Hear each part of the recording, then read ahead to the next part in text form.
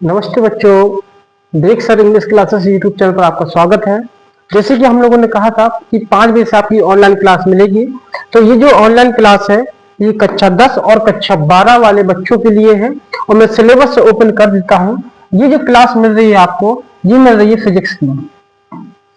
कहे की है, ये फिजिक्स की क्लास है, पहली क्लास होगी, ये पार्ट 1 है आपका। इसी प्रकार से फिजिक्स मैथ सभी सब्जेक्टों की क्लास बारी बारी से आपको मिलती जाएंगे। तो आप जल्दी से सभी बच्चे जुड़ जाइए चैनल से। और मैंने बता दिया कि ये यूपी बोर्ड एग्जाम 2025 के लिए है, क्लास 10, जबकि ये क्लास 12 में भी है, तो 12th वाले बच्चे भी देख लें। पूरी ओएमआर शीट बताएंगे हम लोग। ये 20 नंबर के क्वेश्चन आते हैं इसमें, तो 20 नंबर के क्वेश्चन जब आते हैं तो हमें 20 नंबर के क्वेश्चन कराने भी हैं। साइंस का पहला पार्ट है, यहां से 20% की गारंटी है, बिल्कुल गारंटी है। 20 क्वेश्चन पूरी आएंगे कंफर्म और 100% यही एग्जाम में रखे मिलेंगे। और ये भी सही है कि 100% ही मिलेंगे, जितना पढ़ाएंगे तो कंटेंट आपको पूरा मिलेगा। ठीक है ना। मैंने बता दिया चैनल का नाम break sir English classes YouTube channel पर आप लोग सब्सक्राइब कर लीजिए जल्दी से और बेल आइकन दबा दीजिए और अपने चैनल से जुड़ जाइए ताकि हर वीडियो आप आसानी से देख सके। तो पहला क्वेश्चन आपका ये रहा, देखना बेटा। और मेरे आंसर बताने से पहले आप लोग जरूर कमेंट कर देना ताकि मुझे भी पता चले आप लोगों को आता है ये चीज। पहला क्वेश्चन है आपका, पहला क्वेश्चन है, देखते हैं। लिखा है कि मुख्य फोकस बिंदु की इकाई होती है। इकाई का मात्रक है, इकाई का मतलब है मात्रक। मात्रक इंग्लिश में बोलेंगे यूनिट। ठीक है ना, क्या बोलेंगे? यूनिट। तो मुख्य फोकस बिंदु की इकाई क्या होगी? पहला ऑप्शन है आपका मीटर, दूसरा है वर्ग मीटर, तीसरा है प्रति मीटर, चौथा है इनमें से कोई नहीं। तो वर्ग मीटर का मतलब है मीटर का स्क्वायर, ये आपको पता क्षेत्रफल में होता है। और ये प्रति मीटर, प्रति मीटर काहे का होता है? आवृत्ति का। तो इसका ऑप्शन नंबर पहला हो जाएगा मीटर, क्योंकि मुख्य फोकस जो है वो दूरी है ना। मुख्य फोकस दूरी है और दूरी का मात्रा क्या होगा? मीटर, सेंटीमीटर, डेसीमीटर इत्यादि फॉर्म में होगा। लेकिन यहां पर ऐसा कुछ नहीं, केवल एक ऑप्शन दिया है आपका, कौन सा? मीटर। तो आपका ऑप्शन नंबर ए सही हो जाएगा। अब आते हैं हम दूसरे क्वेश्चन पे। तो दूसरा क्वेश्चन जो है कह रहा है कि एक पारदर्शी माध्यम से दूसरे पारदर्शी माध्यम में प्रवेश करने पर, एक पारदर्शी माध्यम से दूसरे पारदर्शी माध्यम में प्रवेश करने पर एक प्रकाशीय किरण के लिए आपतन कोण का मान अपवर्तन कोण की तुलना में कम होता है। प्रकाश कौन सा होगा? प्रकाश की किरण कौन सी होगी? आप लोगों ने पढ़ा होगा यहाँ पर कि जो दर्पण होता है, दर्पण पर होता है परावर्तन। ये बहुत इंपॉर्टेंट चीज है, थोड़ा सा देख लेना। दर्पण जब पढ़ते हैं तो दर्पण पर होता है परावर्तन, और जब हम लोग लेंस पढ़ते हैं, क्या पढ़ते हैं? लेंस पढ़ते हैं, तो लेंस पर होता है अपवर्तन। तो यहाँ पर अब बताइए परावर्तन हो रहा है कि अपवर्तन? अगर बात करें तो यहाँ पर जब एक माध्यम से दूसरे माध्यम में जाते हैं तो वहां पर होता है आपका कौन सा? अपवर्तन। इसमें नाम भी उसने स्पष्ट कर दिया कि अपवर्तन कोण की तुलना में कम होता है। प्रकाश की किरण क्या होगी? पढ़ा होगा, दो माध्यम होते हैं, एक होता है सघन माध्यम और एक होता है विरल माध्यम। ये आप लोगों ने पढ़े होंगे कि पहला ऑप्शन है कि सघन माध्यम से विरल माध्यम में जा रही हो किरण, या विरल माध्यम से सघन माध्यम में जा रही हो किरण। सघन एवं विरल दोनों माध्यम में संयुक्त दिशा में जा रही हो, ये दोनों माध्यम में एक ही हो ना, ऐसा कुछ नहीं होगा। देखिए, जब किरण हमारी सघन माध्यम से विरल माध्यम में जाती है, जब हमारी किरण सघन माध्यम से विरल माध्यम में जाती है, तब क्या होता है? जो आपतन कोण का मान होता है वो, जो आपतन कोण का मान होता है वो क्या हो जाता है? अपवर्तन कोण का मान कम हो जाता है थोड़ा सा। क्यों? क्योंकि इस प्रकार से चित्र में बना देता हूं आपको। देखिए, ये आपका लेंस है, ठीक है ना। तो यहां से जब किरण एक माध्यम से किरण जाएगी और दूसरे माध्यम में जाएगी तो अविलंब भी होता है। यहाँ पर क्या होता है? अविलंब। एक किरण से जाएगी दूसरे किरण, एक माध्यम से जब जाएगी दूसरे, तो एक तो आपकी क्या हो जाती है? अविलंब की ओर झुक जाती है, और दूसरी क्या होती है? दूसरी अविलंब से थोड़ा दूर हट जाती है। ठीक है ना। मतलब ये कोण आई हो गया, ये कोण आर, ये कोण आई हो गया, ये कोण आर। तो जब सघन माध्यम से विरल में जाती है थोड़ा दूर हट जाएगी, और जब विरल से सघन में आएगी तो थोड़ा पास आ जाती है। लेकिन यहाँ पास की बात नहीं कह रहा है, यहाँ पर क्या कह रहा है, कोण का मान अपवर्तन कोण की तुलना में कम होता है। तो यहाँ पर कौन सा ऑप्शन हो जाएगा, पहला ऑप्शन हो जाएगा। जब किरण सघन माध्यम से विरल माध्यम में जाती है तो अपतन कोण क्या हो जाता है, कम हो जाता है। अगला क्वेश्चन, फिर वही आपका YouTube चैनल है वेक sir English classes YouTube channel है, तो इसको जल्दी से आप लोग फॉलो कर लीजिए, सब्सक्राइब कर लीजिए, ठीक है। तीसरा क्वेश्चन अच्छे क्वेश्चन है, थोड़ा सा देखना, इन क्वेश्चनों को समझना, समझ में आएगा। और अगर मुझसे पहले आप लोग आंसर जानते हो तो बिल्कुल आंसर आप श्योर हो, आप बता सकते हो।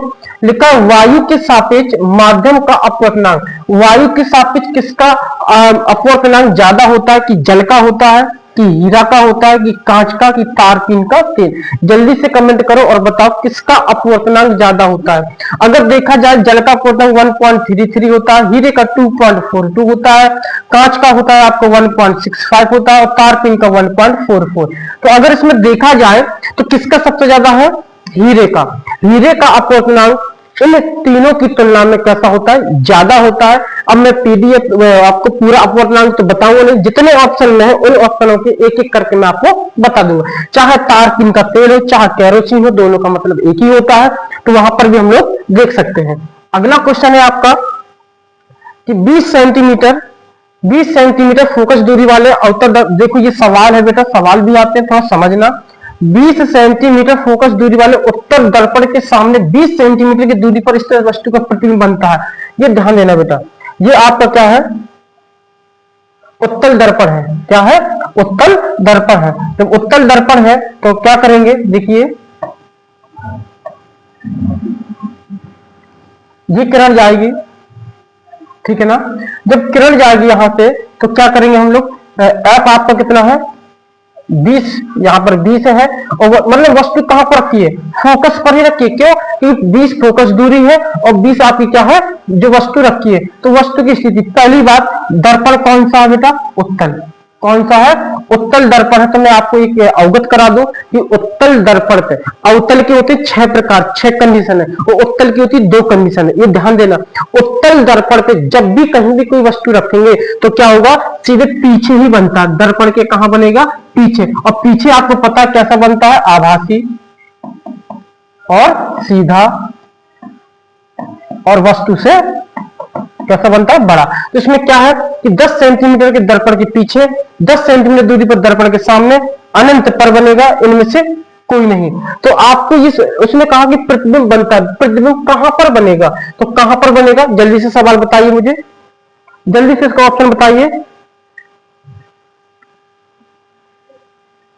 जल्दी से बताइए। पहले मैंने देखो, पहले से ही मैंने बता दिया आपको, एक पॉइंट बता दिया कि हमेशा कहां पर बनेगा, पीछे। तो इसमें ये देखो कि ये तो कह रहा सामने, मतलब इसी साइड, ये होता है सामने का पार्ट, ठीक है ना, और वो होता है पीछे का पार्ट। तो बताइए जब दूरी दी गई है तो हम लोग फार्मूला तो यूज करेंगे ना, F/F बराबर 1/U माइनस 1/V, ना करेंगे, बिल्कुल करेंगे। अगर इस सॉरी प्लस है, अगर यहाँ पर फार्मूला जब लगाएंगे तो पीछे शब्द देखो इसमें लिखा, यही एक ट्रिक है, यहाँ पर लगाएंगे सवाल, लेकिन हमें सवाल लगाने भी तो होते हैं, ट्रिक से लगाने हैं, ठीक है ना। ये ट्रिक से लगाएंगे तो लिखा कि दर्पण के पीछे, हाँ पीछे केवल एक ही ऑप्शन, वैसे दो कंडीशन होती है, दोनों में पीछे बनेगा, तो आपका ऑप्शन नंबर पहला सही हो जाएगा। लगाने के लिए आप लोग लगा लेना सवाल को और देख लेना आंसर यही आएगा, ठीक है ना। तो हम तो केवल ट्रिक पे चलेंगे, कहां पे चलेंगे, ट्रिकों पर क्वेश्चन करेंगे, और ट्रिक से किस प्रकार से आसानी से जल्दी से हम क्वेश्चन कर सकते हैं ये देखना है आपको। अगला क्वेश्चन, निम्न में दिए गए माध्यमों में प्रकाश की चाल न्यूनतम होती है। ये आप लोगों ने पढ़ा होगा कि जिसका अपवर्तनांक ज्यादा होता है उस पर उसकी प्रकाश की चाल क्या होती है, कम होती है। जिस पर अपवर्तनांक ज्यादा होता है प्रकाश की चाल कम होती है। तो इनकी तुलना में पीछे भी क्वेश्चन अभी हम लोगों ने देखा था, देखो मैं दिखा देता हूं पहले क्वेश्चन, आप लोगों ने भी क्वेश्चन पढ़ा था ये वाला, देखो ये है कि वायु के सापेक्ष जल का अपवर्तनांक, इसमें हीरा, क्योंकि हीरे का अपवर्तनांक क्या था, ज्यादा था, लेकिन वही क्वेश्चन यहां पर भी आ चुका, लेकिन थोड़ा सा बदल दिया, यही आपको देखना है। यहां पर अपवर्तनांक ना पूछ करके क्या पूछा, प्रकाश की चाल न्यूनतम। तो मैंने फिर से बोल दिया कि जिसका अपवर्तनांक ज्यादा होगा उसमें प्रकाश की चाल कम होगी। तो कम किसमें होगी बेटा, हीरे में। क्यों, क्योंकि मैंने अभी बताया था कि अपवर्तनांक किसका ज्यादा होता है, हीरे का, तो इसमें प्रकाश की चाल कैसी हो जाएगी, कम हो जाएगी। अगला क्वेश्चन है आपका, बहुत अच्छा क्वेश्चन, थोड़ा समझना इस क्वेश्चन को। लिखा है वक्रता त्रिज्या का मात्रक। देखो त्रिज्या है ना, वक्रता त्रिज्या, इसका मात्रक, और त्रिज्या क्या होगी, दूरी होगी, और दूरी का मात्रक क्या, मीटर भी हो सकता है, सेंटीमीटर भी हो सकता है, मिलीमीटर भी हो सकता है, डेसीमीटर भी हो सकता है, किलोमीटर भी हो सकता है, जैसे दिया हो, लेकिन होगा मीटर में, है ना। तो यहाँ देखो मीटर भी ऑप्शन है, मिलीमीटर भी ऑप्शन है, सेंटीमीटर भी ऑप्शन है, ये तो तीनों ऑप्शन सही हो गए, लेकिन चौथा भी तो एक ऑप्शन है। देखो इनमें से सभी, इसमें ये नहीं लिखा कि इनमें से कोई नहीं, ये ध्यान देना ना, लिखा है इनमें से सभी, इसीलिए ऑप्शन नंबर डी। और यहां पर आप लोग गलती मत करना इस क्वेश्चन में, क्यों, क्योंकि जैसे ही आप लोगों ने पढ़ा मीटर और तुरंत टिक कर दिया, लेकिन पूरे ऑप्शन पढ़ा भी करो। मैंने पहले बोला कि मीटर, सेंटीमीटर, डेसीमीटर, मिलीमीटर कुछ भी हो सकता है, ये सब दूरियों के मात्रक होते हैं, ठीक है ना, ये सब काय के मात्रक होते हैं, दूरियों के मात्रक होते हैं। इसलिए पूरे क्वेश्चन को पहले पढ़ो और फिर इसके बाद आप लोग आंसर दीजिए। Bake sir English classes YouTube channel है, मैंने बोला है आपको कि bake sir English classes YouTube channel को सब्सक्राइब कीजिए, फॉलो कीजिए, और इसके बाद जैसी क्लास आपकी आए तुरंत क्लास को देखिए, और जो चीज समझ में ना आए आप लोग पूछ सकते हो। ये कॉन्टेक्ट नंबर है, ये व्हाट्सएप भी नंबर है, आप इन पर SMS करके, मैसेज भेज करके आप अपने क्वेश्चन का जवाब प्राप्त कर सकते हो। अगला क्वेश्चन है, देखते हैं, लिखा है एक गोलीय दर्पण की वक्रता त्रिज्या 30 सेंटीमीटर है, त्रिज्या कितनी है, 30 सेंटीमीटर, फोकस दूरी आप लोगों ने पढ़ा होगा F बराबर R/2, ये फार्मूला जरूर पढ़ा होगा कि जो फोकस दूरी होती है वो वक्र त्रिज्या की आधी होती है। तो यहाँ पर त्रिज्या कितनी है, 30 सेंटीमीटर, त्रिज्या कितनी है, 30 सेंटीमीटर, तो 30 सेंटीमीटर बटे 2 कर दोगे तो इसका आंसर सीधे सीधे कितना आ जाएगा, 15 सेंटीमीटर। अब देखिए ऑप्शन कौन सा है, ऑप्शन नंबर दूसरा, ऑप्शन नंबर दूसरा, इसमें कुछ नहीं करना, मैंने पहले बोल दिया कि फोकस दूरी जो होती है वो वक्र त्रिज्या की आधी होती है, ठीक है ना। अगला क्वेश्चन, अगला क्वेश्चन नंबर 8 है, तो क्वेश्चन 8 को भी हम लोग पढ़ेंगे, अच्छे से देखेंगे। लिखा है किसी वस्तु का जो, देखो पहले पॉइंट पर देखना, वस्तु तो है लेकिन कैसा बना रहा, आभासी, और कैसा सीधा, और कैसा बड़ा, प्राप्त करने के लिए उत्तल लेंस के सामने रखते हैं। एक बात याद रखना बेटा, जैसे आप लोगों ने दर्पण पढ़ा था वैसी लेंस है, उसमें क्या था, दर्पण में, अवतल दर्पण में 6 प्रकार बनते थे, ये ध्यान देना जो मैं बोल रहा हूं। वहां पर अवतल दर्पण में 6 प्रकार थे, जहां उत्तल लेंस में 6 प्रकार है। और 6 प्रकार कौन कौन से लेंस है, देखिए जरा, मैं अभी बता देता हूं आपको। ये प्रकाशिक केंद्र O है, ये फोकस दूरी F है, ठीक है ना, और ये वक्रता त्रिज्या C हो जाएगा, और ये अनंत। तो पहली कंडीशन होती है कि जब वस्तु को अनंत पर रखते हैं, दूसरी कंडीशन होती है जब वस्तु को अनंत और सॉरी द्वितीय फोकस हो जाएगा, ये F1 मान लीजिए, ये 2F1 द्वितीय फोकस हो जाएगा। तो जब हम वस्तु को अनंत और द्वितीय फोकस के बीच में रखेंगे, फिर द्वितीय फोकस पर रखेंगे, फिर द्वितीय फोकस और प्रथम फोकस के बीच में रखेंगे, फिर प्रथम फोकस पर रखेंगे, फिर प्रथम फोकस और प्रकाशिक केंद्र के बीच में। ये 6 प्रकार होते हैं, पढ़ लेना आप लोग, इतना अभी टाइम नहीं है कि हम लोग ये पूरी चीजें बताएं, लेकिन मैंने बता दिया आपको ये 6 प्रकार होते हैं। यहाँ जब देखो अनंत से चलोगे तो अनंत पर देखोगे तो वस्तु बिल्कुल सूक्ष्म बिंदु के आकार की दिखाई देगी, और जैसे जैसे हम अनंत से दूर जाते जाएंगे और प्रकाशिक केंद्र के पास जाएंगे तो वस्तु हमें थोड़ी सी आकार में क्या होगी, बड़ी। यहां पर अनंत है तो बिंदु यहां बीच में रखेंगे थोड़ी सी बड़ी, यहां पर रखेंगे थोड़ी सी बड़ी, यहां पर रखेंगे और बड़ी, लेकिन कह रहा वस्तु से कैसा हो, बड़ा। तो यहां पर कहां पर रखेंगे हम, प्रथम फोकस। आप कहोगे कि यहां पर अगर रख दे तो ये वस्तु से बहुत बड़ा हो जाएगा, लेकिन ऑप्शन क्या कर रहा है ये भी देखो कि लेंस के मुख्य फोकस पर रखेंगे, पहला ऑप्शन। दूसरा फोकस दूरी के दुगने पर, ये वाले पार्ट की बात कर रहा है। तीसरा अनंत पर, ये वाले पार्ट की बात कर रहा है। चौथा कर रहा है लेंस के प्रकाशिक केंद्र और प्रथम फोकस दूरी के बीच, ये छठवें वाले पार्ट की बात कर रहा है। तो वस्तु से बहुत बड़ा प्रतिबिंब बनाना है तो कहां पर रखेंगे हम लोग, ऑप्शन नंबर 6 पर। तो 6 पर क्या है, लेंस के प्रकाशिक केंद्र और प्रथम फोकस दूरी के बीच में। आप लोगों ने यदि थ्योरी पढ़ी होगी तो यहाँ पर 6 प्रकार सर ने पढ़ाए होंगे, ठीक है ना। उत्तल लेंस में 6 प्रकार, अवतल लेंस में 2 प्रकार, अवतल दर्पण में 6 प्रकार, उत्तल दर्पण में 2 प्रकार, ठीक है ना। ये चीजें ध्यान देना बेटा। Bake sir English classes YouTube channel है, मैंने पहले भी बोला है आपको, तो ये जल्दी से सब्सक्राइब कर लीजिए, चैनल को लाइक कीजिए और तुरंत जो क्वेश्चन हो आप लोग कमेंट में कीजिए। क्वेश्चन नंबर 9 लिखा है कोई दर्पण, इसका आंसर आप लोग दोगे। अब कोई दर्पण किसी वस्तु का प्रतिबिंब का सदैव सीधा, देख लो ये शब्द छिपा, शब्दों पर देखिए बेटा, शब्दों पर ध्यान दीजिए और कुछ नहीं। उसमें ये लिखा कि सीधा, जबकि मैं एक बात और बता दूं, अवतल दर्पण में 5 प्रकार ऐसे होते हैं जो वस्तु से उल्टा बनता है और एक प्रकार ऐसा होता है अवतल दर्पण में जो सीधा बनाता है, ठीक है ना। लेकिन उसने शब्द बोला सदैव। सदैव का मतलब हमेशा वस्तु चार्ज जहां रखते सीधा बनना चाहिए, तो उसके लिए कौन सा आंसर होगा बताइए? समतल बिल्कुल नहीं, अवतल बिल्कुल नहीं, समतल तो हो ही नहीं सकता ना, तो कौन सा होगा? उत्तल। लेकिन यहाँ पर उत्तल है लेकिन उसके साथ क्या जुड़ा है? समतल, इसलिए ये वाला ऑप्शन हमने क्या कर दिया? गलत कर दिया, ठीक है ना। फिर से मैं बोल रहा हूं कि उत्तल दर्पण में, उसने दर्पण की बात की है, लेंस की बात नहीं की। दर्पण में हमेशा वस्तु कैसी बनती है? दर्पण में देखो सीधी भी बनेगी उल्टी भी बनेगी, लेकिन अवतल दर्पण की बात करें 6 स्थितियां, 6 में 5 स्थितियों में तो उल्टा बनता है, एक स्थिति में सीधा बनता है, लेकिन उसने शब्द बोला ऑलवेज, सदैव सीधा बनेगा, तो सदैव के लिए कौन सा ऑप्शन आ जाएगा? उत्तल आ जाएगा, ठीक है ना। आज का लास्ट क्वेश्चन 10वां क्वेश्चन है आपका, तो देखिए लिखा है किस दर्पण के सामने किसी वस्तु को रखने पर उसका प्रतिबिंब सदैव, अब देखो उसका प्रतिबिंब वास्तविक बनेगा, उल्टा बनेगा, वो आकार में कुछ छोटा भी बनेगा। तो ये बताइए, अगर इतना सब कुछ आप लोगों ने सुना है और मैंने बताया है तो इसका आंसर आप बता सकते हो, है ना। एक शब्द लगा इसमें, क्या? उल्टा। वास्तविक के साथ उल्टा होता है, और अगर सीधा शब्द आ जाए, देखो मैं बता देता हूं, सीधा आ जाए तो सीधे के साथ में हमेशा कैसा हो जाता है बेटा?